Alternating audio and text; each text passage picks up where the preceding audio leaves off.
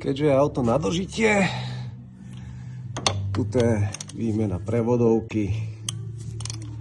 Na dotaz majiteľa, že kedy menil olej v prevodovke, nám bolo vysvetlené, že pravdepodobne v tej prevodovke nebol nikdy menený olej. Trošku pozrieme.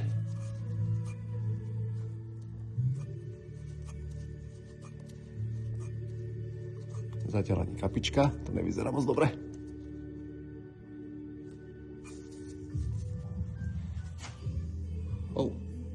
Bude taký hustý, alebo tam vôbec není.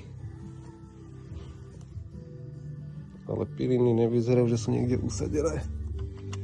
Motor je trošku obtečený, ale to vyzerá, že to je skôr z gufera kluky od prevodovky. No nič, vzhľadom na to, že auto je na dojazd, tak nebudeme riešiť trepas prevodovky. To by bolo trošku drahšie, nákladné. Skúsime zohnať používanú. Uvidí sa, či ju niekde nájdeme. Ale je to klasická 1.4, takže teoreticky by to aj mohlo byť možné.